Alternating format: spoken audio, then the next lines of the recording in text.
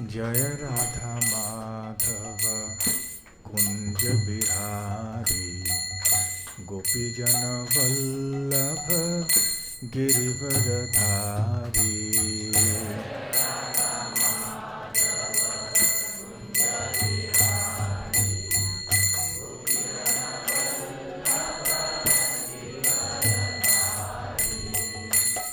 यशोदानंदन व्रज जन रंजन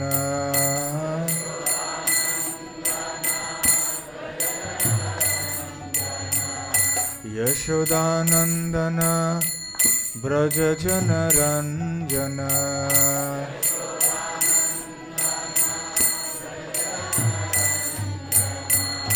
यमुना तीरा वनचारी।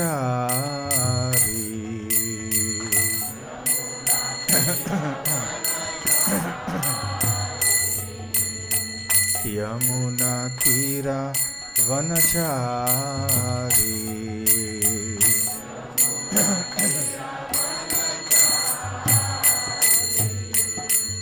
जय राधा माधव कुंज बिहारी गोपीजन वल्लभ गिरिवरधारी।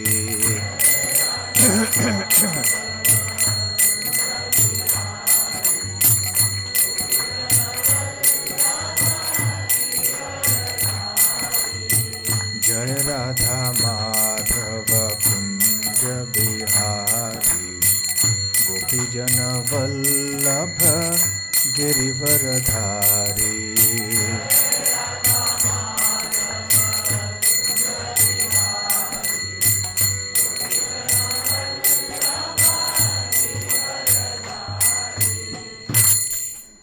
जय ओम विष्णुपाद परमहंस परिव्राजकाचार्य अष्टोत्तर सतहिस्ट डिवाइन ग्रेस अभय चरणारविंद भक्ति वेदांत स्वामी श्रील प्रभुपाद की जय। अनंत कोटि वैष्णव वृंद की जय। श्री श्री राधा गोकुलानंद की जय। श्री श्री गौर निताय की जय। श्री श्री जगन्नाथ बलदेव सुभद्रा मय की जय। श्री वृंदावन धाम की जय। निताय गौर प्रेमानंदे। समवेत भक्त वृंद की जय। समवेत भक्त वृंद की जय। समवेत भक्त वृंद की जय। श्री श्री गुरु गौरांग की जय। ओम नमो भगवते वासुदेवाय। ओम नमो भगवते वासुदेवाय। ओम नमो भगवते वासुदेवाय। नारायणं नमस्कृत्य नरं चैव नरोत्तमं देवीं सरस्वतीं व्यासं ततो जयमुदीरयेत्। नष्टप्रायेषु भद्रेषु नित्यं भागवत सेवया भगवत्युत्तम श्लोके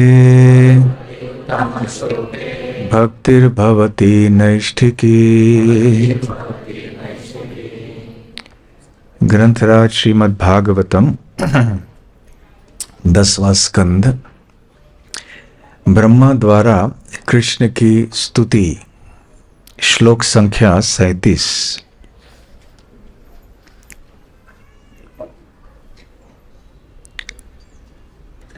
प्रपंचम निष्प्रपंचः अपि विडम्बयसि भूतले प्रपन्न जनता आनंद संदोहम प्रथितुम प्रभो। प्रपंचम निष्प्रपंचोऽपि विडम्बयसि भूतले प्रपन्नजनतानन्द संदोहं प्रथितुं प्रभो प्रपंचम निष्प्रपंचोऽपि विडम्बयसि भूतले प्रपन्नजनतानन्द संदोहं प्रथितुं प्रभो प्रपंचम निष्प्रपंचोऽपि विडम्बयसि भूतले प्रपन्नजनतानन्द संदोहं प्रथितुं प्रभो प्रपंचम भौतिक, निष्प्रपंचः पूर्णतया आध्यात्मिक, अपि यद्यपि विडम्बयसि आप अनुकरण करते हैं, भूतले पृथ्वी पर, प्रपन्न शरणागत जनता लोगों का आनंद संदोहम नाना प्रकार के आनंद प्रथितुम विस्तार करने के लिए प्रभो हे स्वामी। अनुवाद और तात्पर्य। अनुवाद केवल पढ़ेंगे। श्रील प्रभुपाद के शिष्यों के द्वारा। हे स्वामी, यद्यपि भौतिक जगत से आपको कुछ भी लेना देना नहीं रहता, किंतु आप इस धरा पर आकर अपने शरणागत भक्तों के विविध प्रकार के आनंदों का अनुकरण करते हैं। ओम अज्ञानतिमिरान्धस्य ज्ञानाञ्जनशलाकया चक्षुरुन्मीलितं येन तस्मै श्रीगुरवे नमः। श्रीचैतन्यमनोभीष्टं स्थापितं येन भूतले स्वयं रूप कदा मह्यं ददाति स्वपदान्तिकम्। वन्देऽहं श्रीगुरो श्रीयुतपदकमलं श्रीगुरून् वैष्णवांश्च श्रीरूपं साग्रजातं सहगणरघुनाथान्वितं तं सजीवं साद्वैतं सावधूतं परिजनसहितं कृष्णचैतन्यदेवं श्रीराधाकृष्णपादां सहगणललिता श्रीविशाखान्वितांश्च। नमो ॐ विष्णुपादाय कृष्णप्रेष्ठाय भूतले श्रीमते भक्तिवेदान्त स्वामिनिति नामिने। नमस्ते सारस्वते देवे गौरवाणी प्रचारिणे निर्विशेष शून्यवादी पाश्चात्य देशतारिणे। मूकं करोति वाचालं पंगुं लंघायते गिरिं यत्कृपातमहं वन्दे श्रीगुरून् दीनतारणम्। वाञ्छाकल्पतरुभ्यश्च कृपा सिन्धुभ्य एव च पतितानां पावनेभ्यो वैष्णवेभ्यो नमो नमः। नमो महावदान्याय कृष्णप्रेमप्रदायते कृष्णाय कृष्णचैतन्य नाम्ने गौरत्विषे नमः। पञ्चतत्त्वात्मकं कृष्णं भक्तरूपस्वरूपकं भक्तावतारं भक्ताख्यं नमामि भक्तशक्तिकम्। आराध्यो भगवान् व्रजेशतनयस्तद्धाम वृन्दावनम्। रम्या काचिदुपासना व्रजवधू वर्गेण या कल्पिता। श्रीमद्भागवतं प्रमाणममलं प्रेमापुमर्थो महान्। श्रीचैतन्य महाप्रभोर्मतमिदं तत्रादर न परः। हे कृष्ण करुणा सिंधो दीनबंधो जगत्पते। गोपेश गोपिका कांत राधा कांत नमोस्तुते। तप्त कांचन गौरांगी राधे वृंदावनेश्वरी। वृषभानुसुते देवी प्रणमामि हरिप्रिये। जय श्री कृष्ण चैतन्य प्रभु नित्यानंद द्वैत गदाधर श्रीवासादि गौर भक्त वृंद। हरे कृष्णा कृष्णा कृष्णा हरे हरे, हरे राम राम राम हरे हरे। हरे कृष्णा।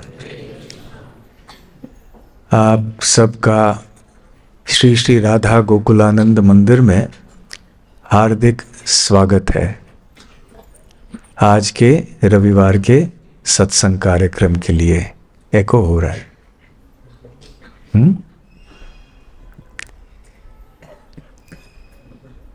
तो यहाँ पर आज का जो श्लोक है वो सृष्टिकर्ता ब्रह्मा जी बोल रहे हैं और भगवान श्री कृष्ण के प्रति या श्री कृष्ण की स्तुति कर रहे हैं।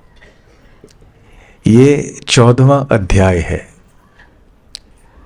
इसके पहले वाले अध्याय में अर्थात 13वें अध्याय में एक बहुत सुंदर और महत्वपूर्ण लीला हुई थी श्री वृंदावन धाम में, और उस लीला का नाम है ब्रह्म विमोहन लीला। इस लीला के अंतर्गत भगवान श्री कृष्ण ने सृष्टिकर्ता ब्रह्मा जी को ही विमोहित कर दिया था। ब्रह्मा जी कोई साधारण जीव नहीं है, वो सृष्टिकर्ता है। इतने बुद्धिमान जीव हैं, सबसे पहले दीक्षित भक्त हैं, सबसे पहले ब्राह्मण हैं।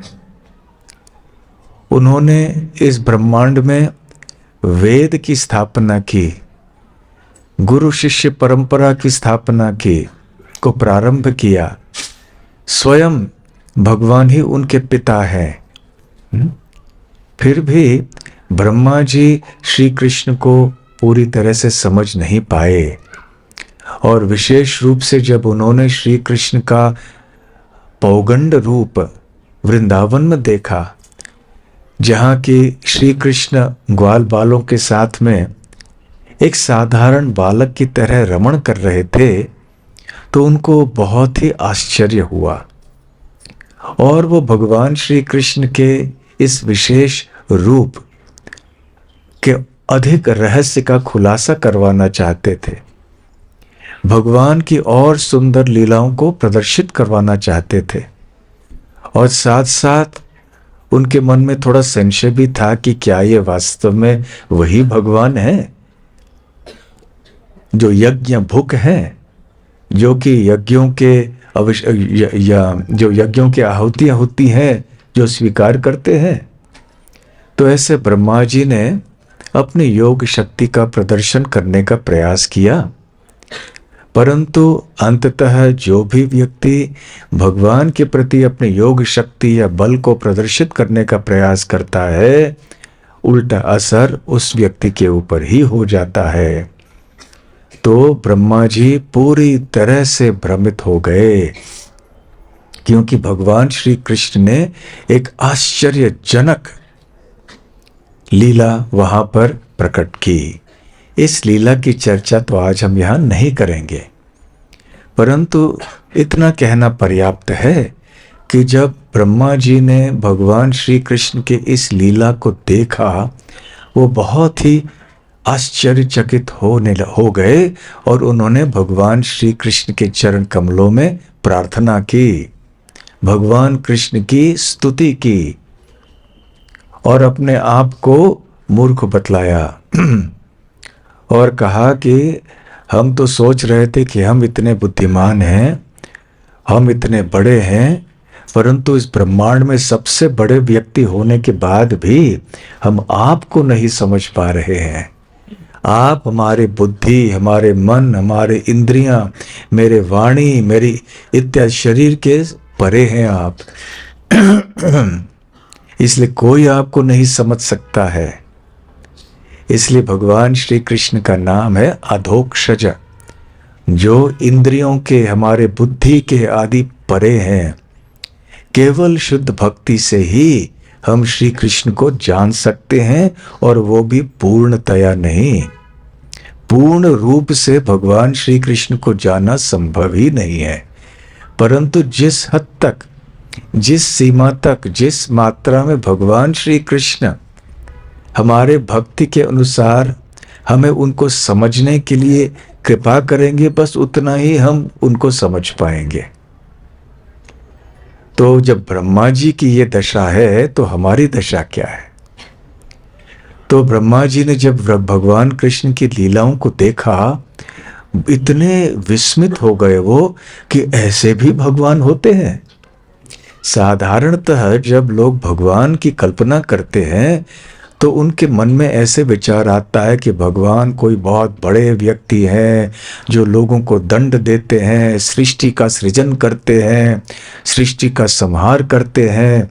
ये सब चीज़ें तो भगवान करते ही हैं, परंतु इन चीज़ों में भगवान को इतना आनंद नहीं आता है। भगवान को उन कार्यों को करने में अधिक आनंद आता है जहाँ पे उनकी भगवत्ता का प्राकट्य नहीं होता है या कम होता है, और ये स्थान है वृंदावन। वैकुंठ जगत में सभी लोग, सभी भक्त उनको भगवान मानते हैं और एक आदर पूर्वक उनसे संबंध रखते हैं। भले वो शुद्ध प्रेम का क्यों न हो, फिर भी उस शुद्ध प्रेम में आदर मिश्रित है, इसलिए वो शुद्ध प्रेम थोड़ा शिथिल या कमजोर हो जाता है। परंतु वृंदावन में ऐसा नहीं है। वृंदावन में श्री कृष्ण एक साधारण ग्वाल बाल की तरह कार्य करते हैं, और इस तरह से कार्य करते हुए देखकर ही ब्रह्मा जी की ये दशा हो गई थी। ब्रह्मा जी को संशय हुआ था कि ऐसे भगवान कैसे बर्ताव कर सकते हैं, ये क्या वास्तव में भगवान है? तो चलो उनकी परीक्षा लेते हैं, और हैं तो चलो उनके द्वारा आश्चर्यजनक लीलाओं का प्रदर्शन भी करवाते हैं। तो भगवान की स्तुति करते हुए ब्रह्मा जी यहाँ पर कहते हैं कि देखिए, हाँ, यहाँ पर अनुवाद में थोड़ा गलती, अनुकरण का है, वो विस्तार होना चाहिए। हाँ, यहाँ पर सही है अंग्रेजी में।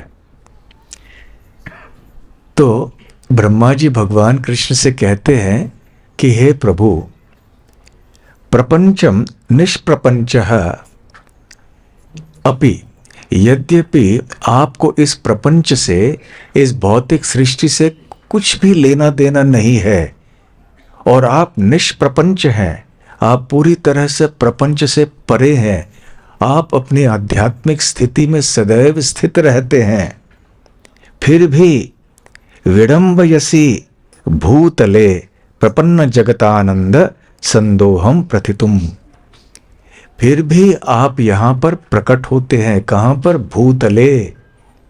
और इस भूतल पर प्रकट होकर विडंबयसी, आप क्या करते हैं? आप ऐसे साधारण मनुष्यों का अनुकरण करते हैं, आप ऐसे बर्ताव करते हैं कि मानो आप भी एक साधारण मनुष्य हैं। और ये लीला विशेष करके वृंदावन में ऐसे पाए जाते हैं। बाहर भी जब श्री कृष्ण आते हैं द्वारका और मथुरा आदि में, परंतु सबसे अधिक मिठास इस बात का वृंदावन में पाया जाता है। तो वो कहते हैं कि आप यहाँ पर फिर भी आते हैं, यद्यपि आपको इस भौतिक संसार से कुछ भी लेना देना नहीं है, फिर भी आप यहाँ आकर ऐसे साधारण कार्य, तथा कथित साधारण कार्य प्रकट करते हैं। किस कारण से? प्रपन्न जनता आनंद संदोहम। प्रपन्न अर्थात शरणागत, जनता अर्थात वो लोग, अर्थात भक्त। तो कौन लोग हैं जो भगवान कृष्ण के शरणागत हैं? उनके भक्त हैं। तो ब्रह्मा जी कहते हैं आपके शरणागत भक्तों के आनंद के, विविध प्रकार के आनंदों को बढ़ाने के लिए, उनके विस्तार करने के लिए आप यहां पर प्रकट होते हैं। बहुत महत्वपूर्ण एक दार्शनिक बात ब्रह्मा जी ने यहां की है, क्योंकि हम भगवत गीता में क्या पढ़ते हैं कि भगवान कृष्ण क्यों प्रकट होते हैं? संभवामि युगे युगे कहते हैं। तो क्यों आते हैं भगवान यहाँ पर? भक्तों की रक्षा करने के लिए। भक्तों की रक्षा। उसके पहले क्या है? सबसे पहले श्लोक कहाँ से शुरू होता है? परित्राणाय साधूनाम विनाशाय च दुष्कृताम धर्म संस्थापनार्थाय संभवामि युगे युगे। तो साधुओं की रक्षा करने के लिए आते हैं, और दुष्टों का विनाश करने के लिए आते हैं, और धर्म की स्थापना करने के लिए आते हैं। तो जगह जगह आप शास्त्रों में ऐसे अनेक बातें पाएंगे। कुंती महारानी भी बहुत से कारण ऐसे बताती हैं अपनी प्रार्थनाओं में। श्रीमद् भागवतम के पहले स्कंद के 8वें अध्याय में कुंती स्तुति, बहुत सुंदर प्रार्थनाएं हैं कुंती महारानी की। तो ऐसे कई कारण हैं, और ये सारे कारण सही हैं। फिर भी जो एक आंतरिक कारण है, जो सबसे महत्वपूर्ण और गुह्य कारण है, इसका खुलासा यहाँ पर ब्रह्मा जी कर रहे हैं। ठीक है, धर्म की स्थापना करनी है, बहुत आवश्यक है, और तरह तरह के अन्य कार्य करने हैं, परंतु मूल कारण क्या है? प्रपन्न जनता आनंद संदोहम प्रथितुम। प्रथितुम अर्थात विस्तार करने के लिए, फैलाने के लिए। तो आपको यहाँ पृथ्वी में प्रकट होने के लिए सबसे महत्वपूर्ण कारण ये है कि आप अपने भक्तों को विविध प्रकार के आनंद प्रदान करना चाहते हैं, और इस आनंद का विस्तार भी करना चाहते हैं, उसको बढ़ाना चाहते हैं। तो ये बहुत विशेष संबंध है भगवान और उनके भक्तों के बीच में।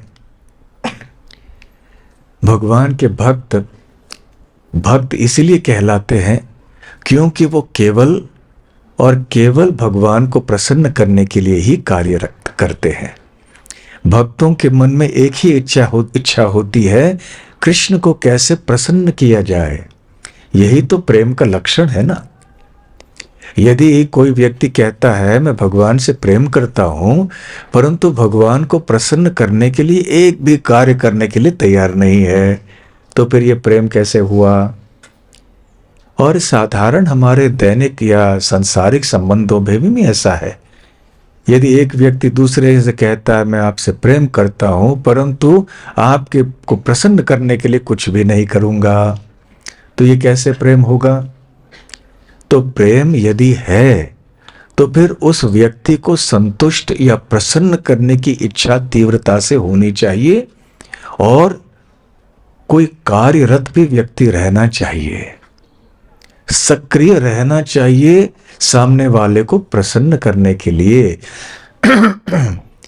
तो इसलिए भगवान के जो भक्त हैं वो भगवान को प्रसन्न करने की इच्छा रखते हैं, भले वो पूरी तरह से सफल हो या न हो, वो साधक हो या सिद्ध हो।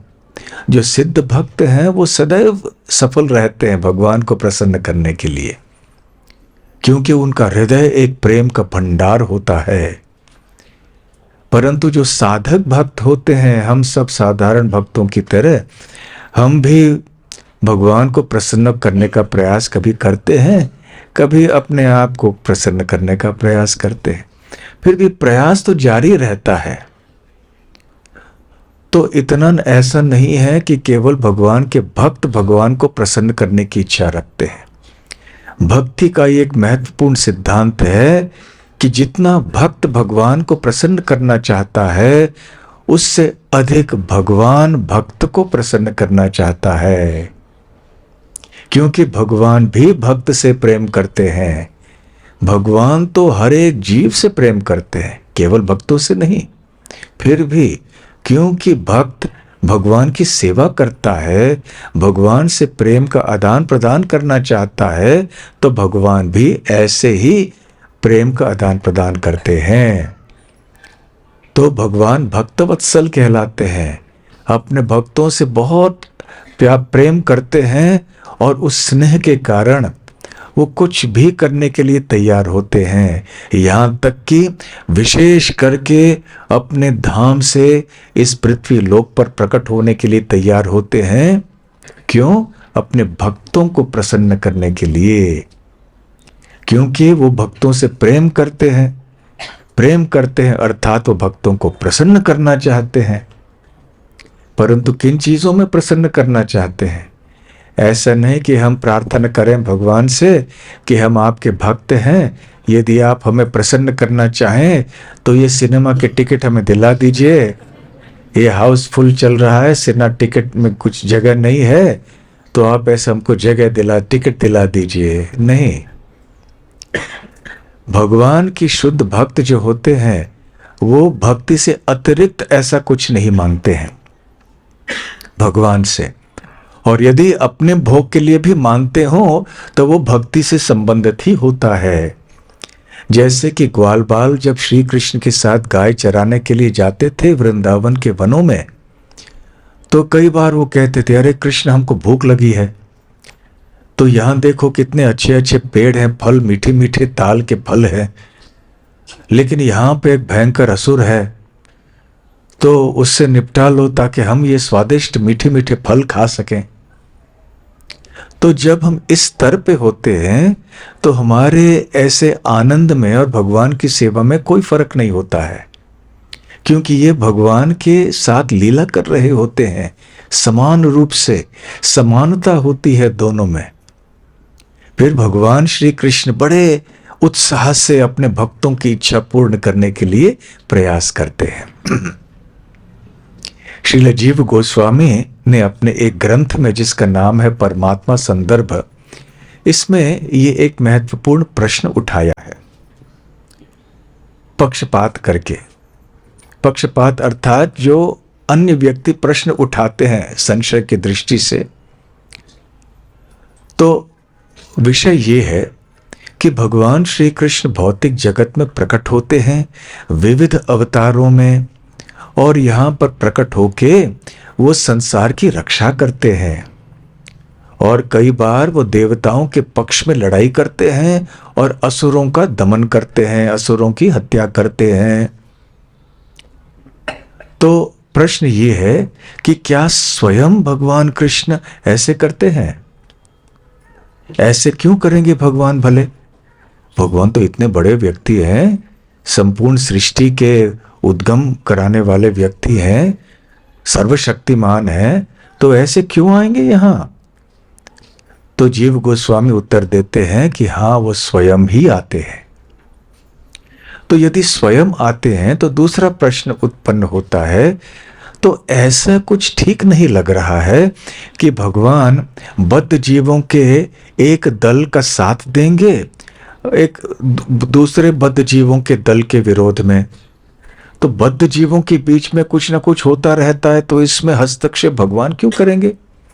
ऐसा नहीं लगता कि भगवान देवताओं का पक्ष लेने के लिए और असुरों की हत्या करने के लिए प्रकट होंगे, ऐसा नहीं हो सकता। तो जीव गोस्वामी कहते हैं हाँ, ये सही है कि भगवान केवल देवताओं के पक्ष लेकर असुरों के साथ विरोध में युद्ध करने के लिए नहीं आते हैं।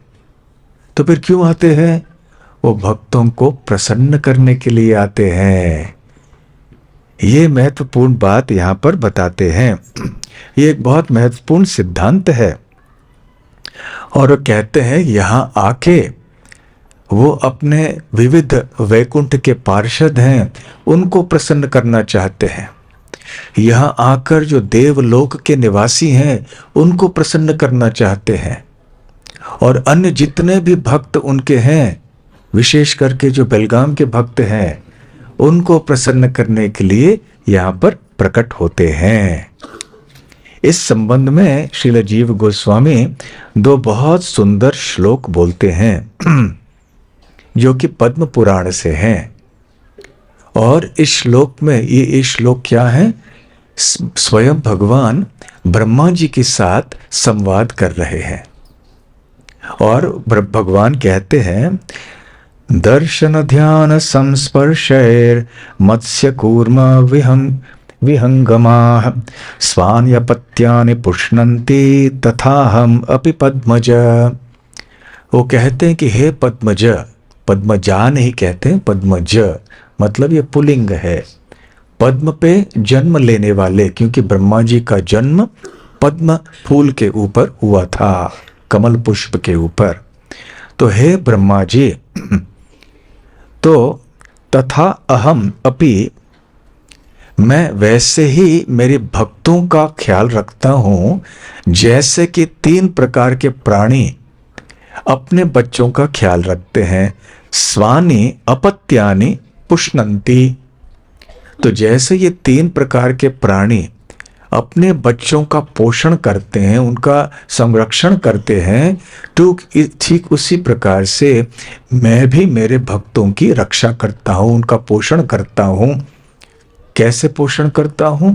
भक्ति शक्ति से पोषण करता हूं, भक्ति के आनंद से पोषण करता हूं, और जो भी उनको संसार में आवश्यक है उन चीजों से पोषण करता हूं। तो ये कौन से 3 प्रकार के प्राणी हैं? मत्स्य, कूर्म, विहंग। मत्स्य अर्थात मच्छी, कूर्म अर्थात कछुआ, विहंग अर्थात पक्षी। तो इस श्लोक में यह कहा गया है पद्म पुराण में कि जो मत्स्य है, मछली है, वह अपने बच्चे का पोषण करती है केवल दृष्टि से, दर्शन। पानी के अंदर रहते हैं मछली, समुद्र में, नदी में, तालाब में, तो मछली के कोई हाथ नहीं होते हैं, कुछ नहीं होते, तो केवल दृष्टि से देख के अपने बच्चे का ख्याल रखती है। अपने दर्शन से वो पोषण करती है, रक्षा करती है अपने बच्चों की। और जहां तक कछुए की बात है, कछुआ तो पानी में रहना पसंद करता है, कभी कभी जमीन पे आता है, फिर से पानी में जाता है, अधिक पानी में रहना पसंद करता है। परंतु जब अंडा डालता है तो जमीन पे डालता है, अंडा डाल के फिर से वो जल में चले जाता है। जब जल में जाता है तो फिर अपने वो जो अंडा वहाँ रखा है जमीन के ऊपर, उसके ऊपर और उसके अंदर जो उसका बच्चा है उसके ऊपर ध्यान करता है। दर्शन ध्यान, तो अपने बच्चे के ऊपर ध्यान करके फिर वो जो कछुई है, वो अपने बच्चे की रक्षा करती है, बच्चे का पोषण करती है। और जहां तक विहंग हैं अर्थात पक्षियां हैं, वो क्या करती हैं? संस्पर्शय ही, अंडे देते हैं अपने घोंसले में, फिर उसके ऊपर बैठ जाती हैं, अंडे का स्पर्श करती हैं। और बच्चों का जन्म होता है तो अपने बच्चों का स्पर्श भी करती है, तो वो स्पर्श से अपने बच्चों का पोषण करती हैं। तो भगवान ब्रह्मा जी से कहते हैं, तो जिस प्रकार से मछली और कछुए और पक्षियां अपने बच्चों का पोषण करती हैं, ठीक उसी प्रकार से मैं भी मेरे बच्चों का पोषण, मैं अपने भक्तों का पोषण करता हूं। कितनी सुंदर बात यहाँ कही है। प्रभुपाद जी ने इस श्लोक को 5वें अध्याय के, भगवत गीता के 5वें अध्याय के एक श्लोक पे तात्पर्य में भी लिखा है। और आगे चल के फिर श्रील जीव गोस्वामी कहते हैं एक और श्लोक उसी पद्म पुराण से, क्योंकि ये प्रश्न आएगा ना कि अरे अपने भक्तों को प्रसन्न करने के लिए आ रहे हैं, तो फिर ये सब असुरों की हत्या करना, ये सब इसका क्या होगा फिर? तो कहते हैं मुहूर्तेनापि संहर्तुम शक्तो यद्यपि दानवान मद्भक्तानां विनोदार्थम करोमि विविधा क्रियाः। वो कहते हैं कि मुहूर्तेन अपि संहर्तुम शक्तो यद्यपि दानवान, दानवान अर्थात दानव जो असुर होते हैं उनकी जो हत्या है, मुहूर्तेन अपि संहर्तुम शक्तो, मैं असुरों को दानवों को एक क्षण में मार सकता हूं। मेरे लिए कोई कठिनाई की बात नहीं है। ऐसा नहीं है कि मुझे मेरे धाम से यहाँ पृथ्वीलोक पे आना पड़ता है असुरों की हत्या करने के लिए। मैं तो बैठे बैठे एक क्षण में जितने भी असुर हैं सारे भौतिक सृष्टि में, उन सबको एक क्षण में नष्ट कर सकता हूं। फिर भी मैं यहां पर प्रकट होता हूं।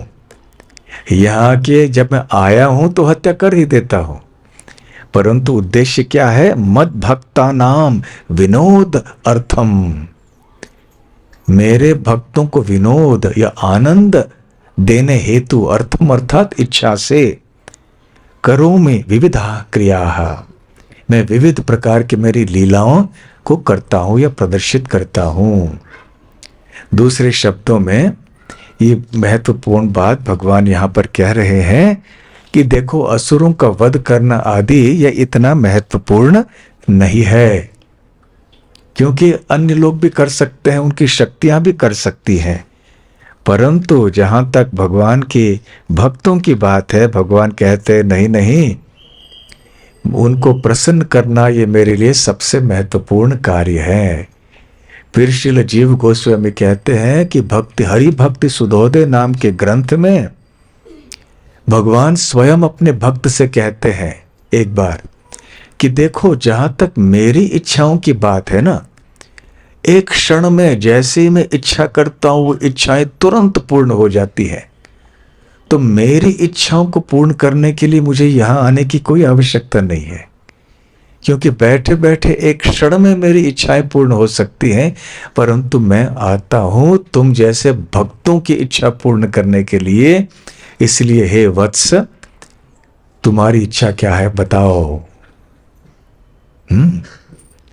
तो ये बहुत एक सुंदर बात है जिससे हम जान सकते हैं कि भगवान अपने भक्तों से कितना प्रेम करते हैं।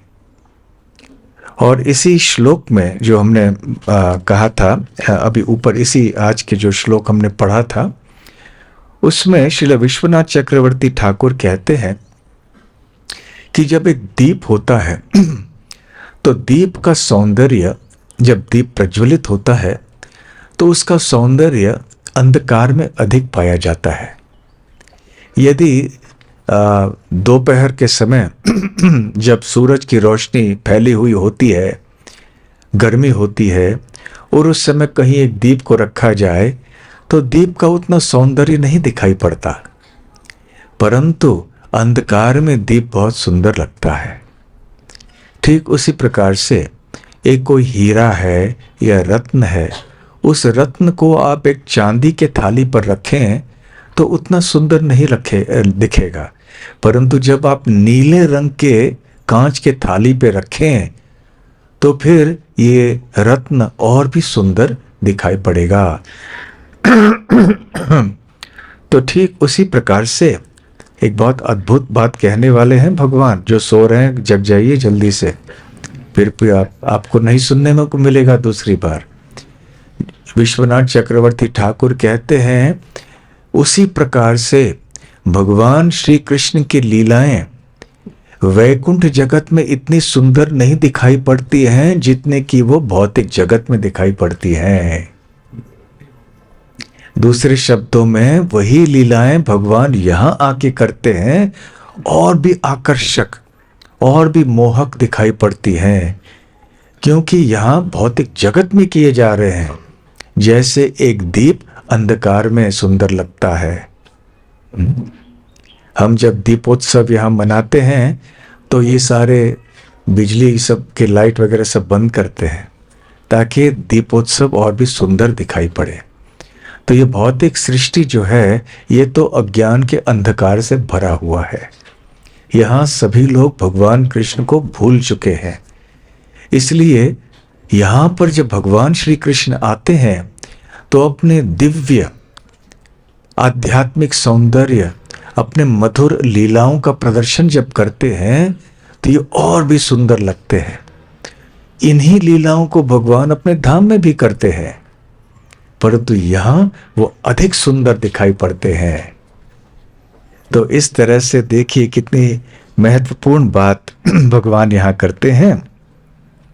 तो श्रील जीव गोस्वामी फिर आगे बताते हैं कि देखो जिस प्रकार से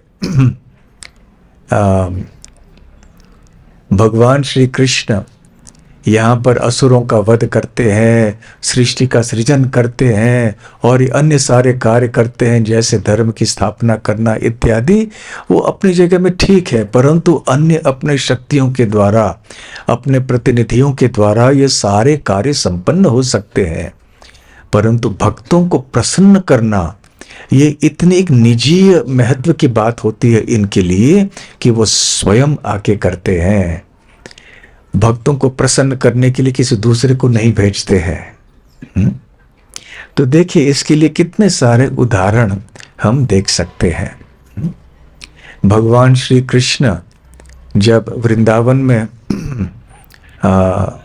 ग्वाल बाल की लीला कर रहे थे या करते हैं, तो इसी श्लोक के थोड़े पहले ही सुखदेव गोस्वामी कहते हैं कि कैसे श्री कृष्ण अपने ग्वाल बालों को प्रसन्न करने के लिए लीला करते थे।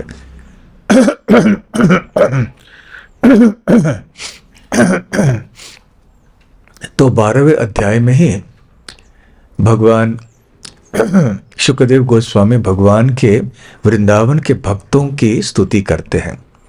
इत्थम सताम ब्रह्म सुखानुभूत्या दास्यम गतानाम परदैवतेन मायाश्रितानाम नरदारकेण साकम विजयरु कृत पुण्य पुंजाः। इस सुंदर श्लोक में सुखदेव गोस्वामी कहते हैं, जबकि वो बहुत आश्चर्यचकित हो जाते हैं ये देखकर कि ये सारे ग्वाल बाल किस प्रकार के सुंदर लीलाएं कर रहे हैं और भगवान श्री कृष्ण किस प्रकार के साधारण से साधारण मनुष्यों की तरह उनके कार्यों की नकल कर रहे हैं। तो कैसे कार्य कर रहे होते हैं सुखदेव गोस्वामी वर्णन करते हैं। कभी कभी जब ये कोई खेल रहे होते हैं, कोई क्रीड़ा कर रहे होते हैं, तो श्री कृष्ण उनके सामने हार जाते हैं और कोई दंड स्वीकार करते हैं अपने भक्तों को प्रसन्न करने के लिए। कभी कभी अपने भक्तों को प्रसन्न करने के लिए उनके साथ में इस तरह से कार्य करते हैं जैसे कोई पक्षी उड़ रही है तो पक्षी के जो छाया है जमीन के ऊपर उसके पीछे पीछे भागते हैं। कोई देखे कहे ये कोई भगवान का काम है क्या? इस तरह के कार्य भगवान करते, ये कैसे भगवान आपके हैं?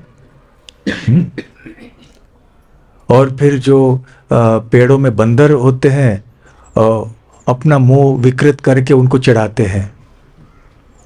कभी कभी स्वयं ऊपर कूद जाते हैं पेड़ के ऊपर बंदरों के साथ बैठने के लिए। कभी बंदरों से बात करते हैं या नीचे से बैठकर। भगवान ऐसे कोई बंदरों से बात करता है ऐसे? तो आगे चल के सुखदेव गोस्वामी कहते हैं कि जैसे कोई हंस होते हैं, वो किसी तालाब में बड़े आनंद से तैर रहे होते हैं। हंसों को देखा है ना आप कैसे तैरते, कितना सुंदर लगते हैं। तो कभी कभी वो भी हंसों को तैरते हुए नकल करते थे, ऐसे गंभीर होकर ऐसे चलते थे। इस प्रकार से सारे प्राणियां जो हैं उनकी नकल करते। जो भंवरे होते थे तो भंवरे के गुंजन भी अपने मुंह से निकालते थे और भंवरे जैसे उड़ते हैं एक जगह से वैसे भी उड़ने लगते थे करके ऐसे ऐसे भंवरों के पीछे जाते थे। कभी जो कोयल होते थे जो कूजते थे तो कोयलों के कूजने की आवाज अपने मुंह से निकालते थे और उड़ने की नकल करते थे। और एक बच्चा ऐसे करता था, बाकी सब हंसते थे। कभी कृष्ण भी किसी भौरे की नकल करते तो सारे अन्य भक्त भी हंसने लगते थे। इस प्रकार से अपने भक्तों को प्रसन्न करने के लिए क्या नहीं करते थे भगवान। फिर उन्होंने कभी कोई मोर को देखा तो मोर की तरह बैठो जब कोई मोर को देखते तो मोर नृत्य करने लगते, तो वो भी मोर की तरह नृत्य करने लगते थे। कभी मेंढक को देखते तो मेंढक कैसे कूदता है, उछलता है, तो फिर कभी तालाब में छलांग मार देता है, तो ये बच्चे भी मेंढक की तरह भी ऐसे कूदने लगते थे, फिर तालाब में कूद लगते, तो बेचारा वो मेंढक डर से और भी कहीं भाग जाता था। तो इस प्रकार के कार्य श्री कृष्ण यहाँ पर किया करते थे। कभी कभी एक कुएं में या तालाब में अपना ही प्रतिबिंब देखते थे और फिर अपने प्रतिबिंब को देखकर जोर जोर से हंसने लगते थे। कभी कुएं में जाकर जोर से चिल्लाते थे। अपनी प्रतिध्वनि जब आती थी तो फिर से एक घबराने की नकल करके फिर से भाग जाते थे। जैसे साधारण छोटे बच्चे कार्य करते हैं, ऐसे कार्य भगवान श्री कृष्ण जो परम सत्य हैं, अनंत कोटि ब्रह्मांडों के नायक हैं, उद्गम हैं, वो ऐसे साधारण बच्चों के कार्य करते हैं। तो सुखदेव गोस्वामी के मन में चमत्कार की भावना उत्पन्न होती है। साकम विजहरू कृत पुण्य पुंजाह, कि इन भक्तों ने, ये जो ग्वाल बाल है, इन्होंने किस तरह के कार्य पूर्व जन्मों में किए होंगे कि उनको ऐसा सौभाग्य मिला है कि वो श्री कृष्ण जो परम भगवान हैं, उनके साथ में ऐसे कार्य, ऐसी लीलाएं कर रहे हैं। वही श्री कृष्ण जिनके प्रति जो ज्ञान योगी हैं, निराकार ब्रह्म की भावना रखते हैं। ऐसे कई लोग हैं जो वैकुंठ भाव में, दास्य भाव में भगवान को स्वामी मानकर बड़े एक आदर पूर्वक उनकी सेवा करते हैं। कई ऐसे दूसरे लोग होते हैं जो श्री कृष्ण को भगवान ही नहीं मानते हैं, उनको एक साधारण बच्चा मानते हैं, एक इंसान, मनुष्य मानते हैं उनको। परंतु यहाँ पर देखिए, ये ग्वाल बालों की का क्या सौभाग्य था कि वो इस प्रकार से भगवान श्री कृष्ण के साथ लीला कर रहे थे। तो सुखदेव गोस्वामी के मन में ये बहुत चमत्कार उत्पन्न हो जाता है कि भगवान और उनके भक्तों के बीच में किस तरह का प्रेम का आदान प्रदान होता है। और कितने सारे ऐसे और भी लीलाएं होती हैं भगवान कृष्ण के। गिरिराज महाराज एक बार एक प्रवचन में बता रहे थे कि प्रभुपाद जी के पास उनके एक शिष्य आए, अच्युतानंद प्रभु। वो कलकत्ता में रहते थे। तो जिस मंदिर में, जिस इमारत में मंदिर था, वहाँ के जो जमींदार थे, मालिक थे, वो भी महाप्रभु को मानते थे। तो अच्युतानंद सर जब ये मालिक कोई भगवान के बारे में चर्चा कर रहे थे, तो उस घर के मालिक ने कहा, देखो चैतन्य महाप्रभु राधा कृष्ण से अधिक महत्वपूर्ण है। क्यों? क्योंकि देखो, शक्कर और दूध को मिला के आप रसगुल्ला बनाते हो, तो रसगुल्ला ज्यादा महत्वपूर्ण है या शक्कर और दूध?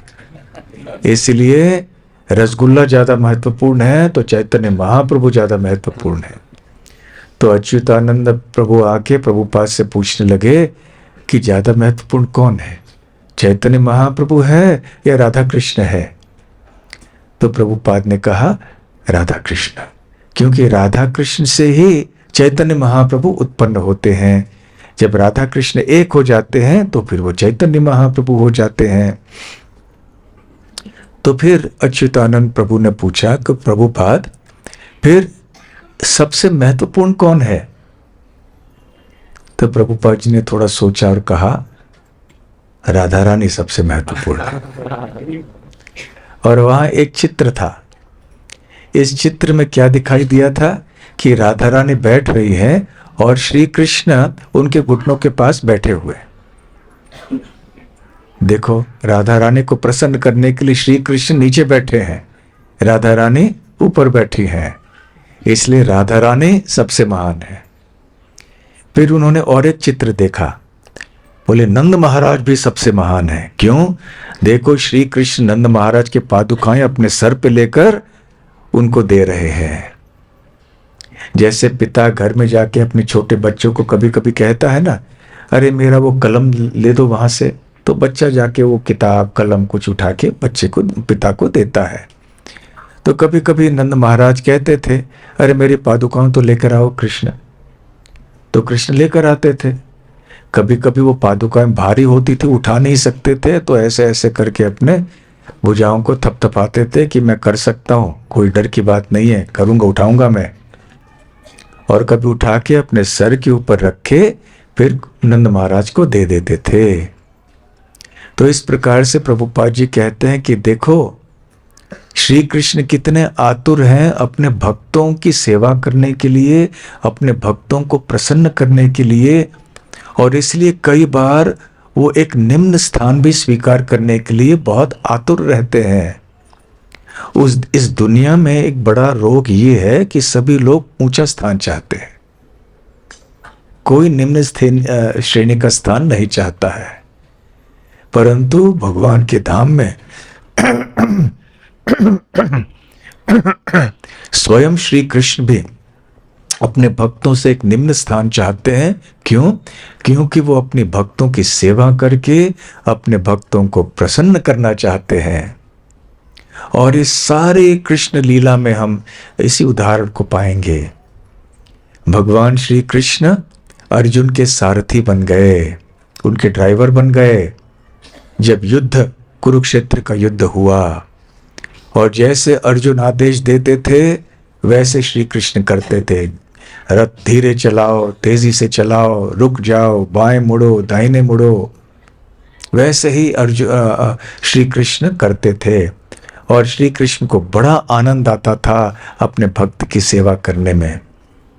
उसी प्रकार से युधिष्ठिर महाराज ने जब राजसूय यज्ञ संपन्न किया तो श्री कृष्ण ने कौन सी सेवा ली? जितने भी अतिथि आते थे उनकी सेवा, उनकी चरण सेवा करने की, उनके चरण धोने की सेवा उन्होंने स्वीकार कर ली। जब रुक्मिणी देवी, जो कि उस समय कन्या थी, श्री कृष्ण से विवाह करना चाहती थी, तो रुक्मिणी देवी को प्रसन्न करने के लिए श्री कृष्ण तुरंत द्वारका से यहाँ आए, रुक्मिणी देवी को उठा ले गए, बड़ा युद्ध भी कर लिया और श्री कृष्ण से रुक्मिणी देवी से विवाह कर लिया। उसी तरह एक बार सत्यभामा देवी वो पारिजात का फूल चाहती थी, तो अपने पत्नी को प्रसन्न करने के लिए फूल तो क्या, वो पेड़ का पेड़ उठा कर लेके आए स्वर्गलोक से। तो ये है श्री कृष्ण का स्वभाव। जो यहाँ आप लोग पति लोग बैठे हैं, समझ गए ना हम जो बोल रहे हैं? थोड़ा बहुत करना चाहिए ऐसे घर में। तो इस तरह से भगवान श्री कृष्ण अपने भक्तों को प्रसन्न करना पसंद करते हैं। वृंदावन में ऐसे कितने सारे उदाहरण हैं। अपने गोपी भक्तों को प्रसन्न करने के लिए उनके साथ रास लीला की। जब श्री कृष्ण अपनी बाल लीला कर रहे थे तो गोपियां ताली बजाती थीं, गाती थीं, और श्री कृष्ण उनके कहने पर नृत्य करते थे और गोपियां बहुत प्रसन्न हो जाती थीं।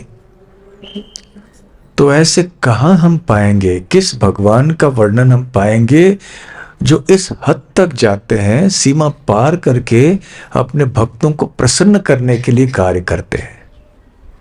इसलिए जैसे उस श्लोक में हमने बताया, मद भक्ता नाम विनोदार्थम करोमि विविधा क्रिया, मैं विविध प्रकार की क्रियाएं करता हूं भौतिक जगत में प्रकट होकर। मद भक्ता नाम विनोदार्थम, केवल मेरे भक्तों को प्रसन्न करने के लिए, अन्य किसी कार्य के लिए नहीं। तो ये भगवान और उनके भक्तों के बीच में सुंदर संबंध का एक संक्षिप्त वर्णन है।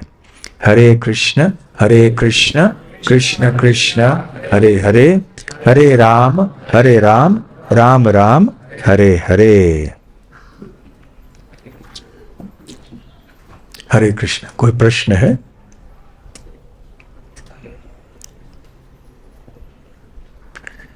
जो आज के विषय से संबंधित है वही प्रश्न कीजिए आप।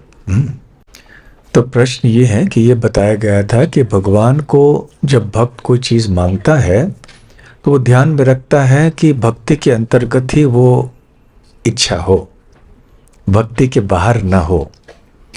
तो ऐसी कौन सी चीजें हैं जो भक्त भगवान से अधिकृत रूप से मांग सकता है, ये प्रश्न है। ऐसी कोई भी इच्छा जिससे कि भक्त की भक्ति बढ़े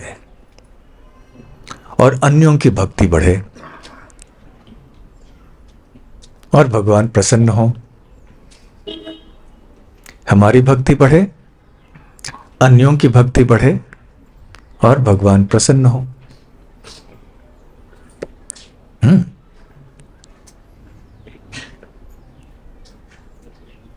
लेकिन अन्यों को प्रसन्न करने के लिए भी भक्ति के अंतर्गत ही होना चाहिए। दूसरे भक्त को सिनेमा के टिकट देने से वो प्रसन्न होगा तो ऐसी बात नहीं है। भक्ति के अंतर्गत ही सब। ठीक है? हाँ, माइक यहाँ दीजिए। इससे बताया कि भगवान भक्तों को प्रसन्न करने के लिए आते हैं, उनकी रक्षा करने के लिए आते हैं।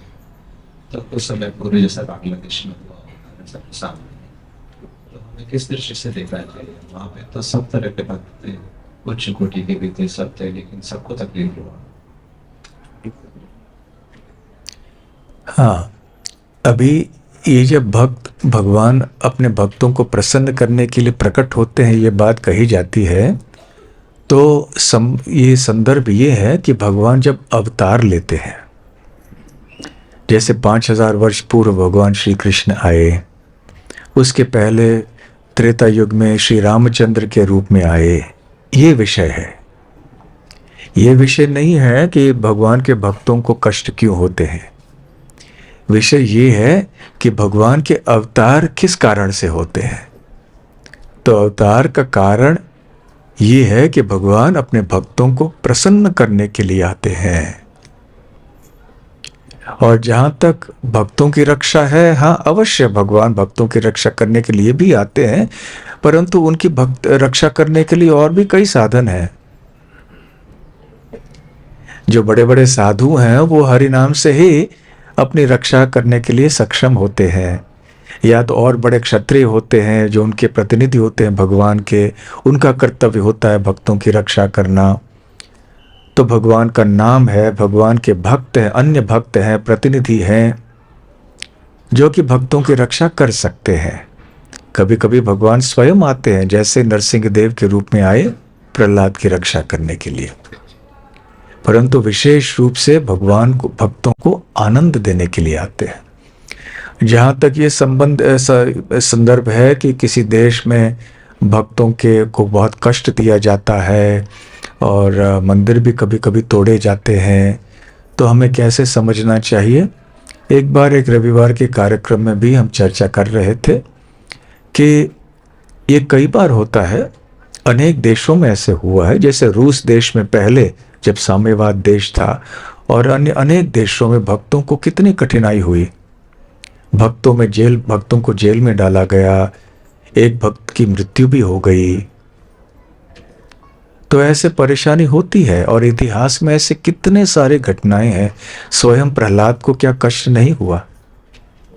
क्या पांडवों को इतना कष्ट नहीं हुआ वनवास में, और उसके पहले जब उनका सब कुछ छीन लिया गया?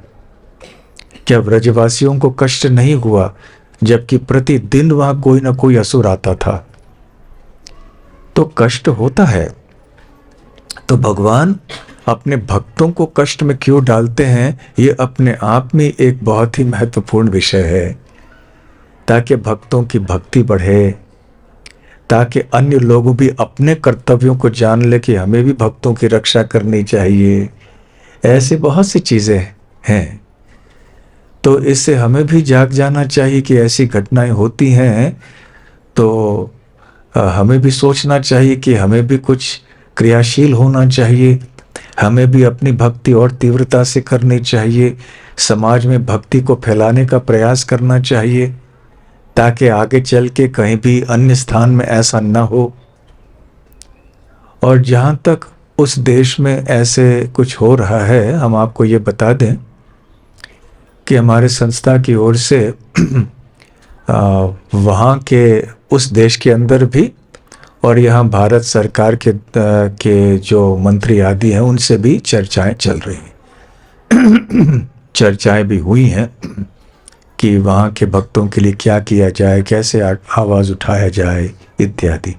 ये सारी चर्चाएं हो रही हैं, परंतु इसके बारे में ज़्यादा चर्चाएं बाहर के समाज में नहीं की जा रही है, ताकि हमारे वहाँ रहने वाले भक्तों को और कोई कष्ट न हो इसके कारण। ठीक है।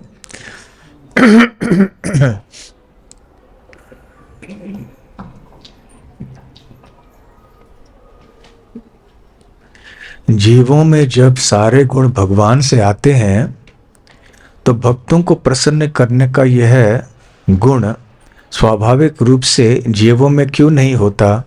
होता है। इसलिए तो आप अन्य भक्तों को भी प्रसन्न करना चाहते हैं। अवश्य होता है, परंतु वो ढक गया है। जैसे भक्ति का गुण जो है सबके अंदर होता है, परंतु जो अभी भक्त नहीं है उनके हृदय में ये गुण अभी ढक चुकी है, इसलिए वो अभी भक्ति नहीं करना चाहते हैं। परंतु भगवान की और भक्तों की कृपा उनके ऊपर होगी तो फिर उनकी जो भक्ति है, जो सुप्त अवस्था में है, वो भी जाग जाएगी। ठीक है।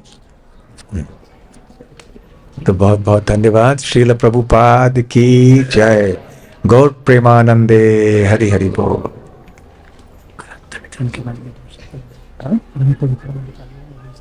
क्या ग्रंथ डिस्ट्रीब्यूशन? अच्छा उसके बारे में बोले। हरे कृष्णा। अभी जैसे आप जानते हैं कि प्रतिवर्ष इस समय पे श्रील प्रभुपाद जी ने पुस्तक वितरण को और भी बढ़ाने के लिए आदेश दिया था, और हमारे संस्था के जितने भी मंदिर हैं विश्व भर में, वो बहुत अधिक मात्रा में, अधिक संख्या में भक्तों का वितरण, पुस्तकों का वितरण करने का प्रयास करते हैं। यहाँ पर भी राधा गोकुलानंद मंदिर में हमारे भक्त आप सब इतने सालों से करते आए हैं, तो आप सबसे हार्दिक निवेदन है कि इस वर्ष भी आप इतने ही उत्साह से श्रील प्रभुपाद जी के पुस्तकों का वितरण करने के लिए प्रयास करें।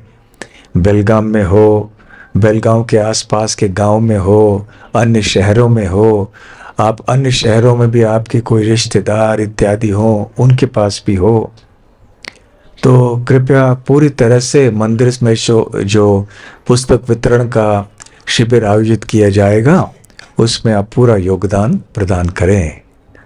हरे कृष्णा।